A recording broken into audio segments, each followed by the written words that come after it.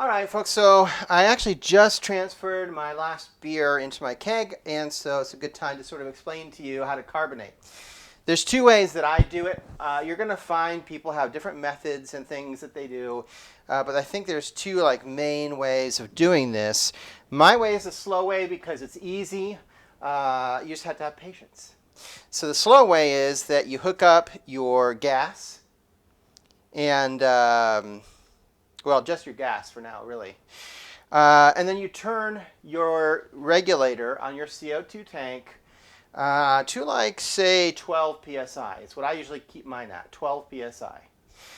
You can adjust that a little bit up or down depending on your preferences on what kind of beer you have, but I find that 12 is a good like number for me. And then so you got the hookup on the gas side, and then once you hook it up and turn the gas on, you'll hear it sort of start to fill. You'll hear the noise. And then you pull this release valve, gunk, and you'll release all the CO2 that you just put in here. The reason you do that is you want to purge oxygen. So there's a little bit of a space up here because I didn't fill the beer up to the chinny chin chin of this thing. So you fill up that little space with CO2, purge it to get rid of any oxygen that's on top, and then you do it again. Say, I usually do it 3 times. There's no set number of times you need to purge it. It's up to you. But I've never seen someone only do it once, and you rarely ever see someone only do it twice. So I think 3 to 4 times is probably about, the average. And then you just hook up your liquid line if you want. You don't even have to hook that up yet. But you just throw it in your kegerator with the gas line still set at 12 psi, and leave it for a week. And a week later, ta-da, your beer will be carbonated and ready to drink. Easy peasy, right? The other way is if you're in some kind of supreme hurry, which is a shame if you're doing homebrew. What you can do, it really doesn't shave that much time, but what you can do is you hook up your gas line just like before, but you turn your PSI up to about 30. And same thing, you purge it because you want to get rid of that excess oxygen that's in there. Once you've purged it, you lay the keg on its side with the gas line still attached, and you rock it.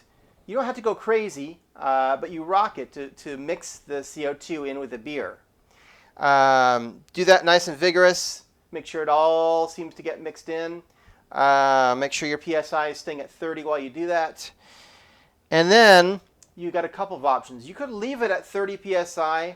Probably that's the best thing. Leave it in the fridge with the gas line on at 30 psi for 2 to 3 days. Then lower it down to your serving pressure, which is again 12 psi for me. And it should be carbonated like in 2 to 3 days.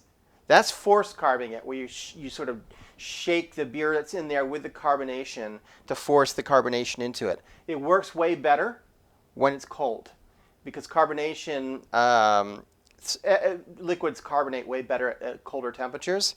So if it's like mine is right now and it's room temperature, it's not going to work as well. If you can cold crash it first and then do it, that'll carbonate it faster. But really, you're only shaving off 3, maybe 4 days from my method, which is just to set it at 12 psi, purge it, and let it go for a week, and it'll just be carbonated on its own in a week. So those are the two main ways. It's really not difficult. I think it sounds more difficult to explain it than it is to just do it. So the first time you do it, don't be worried. Don't be nervous. It really is not difficult, and you'll get it. You'll get it the first time. You really will. So anyway, if you have another way that you do it, feel free to put it in the comments. Like I said, I know there's lots of ways that people have of force carbing. If you're in a super hurry, if you really don't have patience, well, you're probably in the wrong hobby if you don't have patience. But you could get a fermenter that can ferment under pressure, and then ferment at like 10 psi. Not only will it end up being carbonated the same day you're ready to move it out of the fermenter, you can pressure move it so it never touches oxygen, and you can have it ready to drink the next day, really. So if you're in a super big hurry, pressure carbonation, pressurized fermentation is the way to go. And I'm looking at maybe doing that. I just haven't decided if I want to spend the money on that kind of gear yet. Anyway, that's that. Stick around in a week, my time. I don't know when I'll post this video, but this beer will be ready, and we'll be posting a video on the whole brew day process for it. So hit the like button, hit the subscribe button, of course, as always. Thumbs up. Thanks for stopping by. It wouldn't be worth doing these if somebody out there wasn't watching. So I appreciate that, and we'll see you in a week with another video. See you for now. Happy brewing. See you for now. Who says that? My grandfather says that.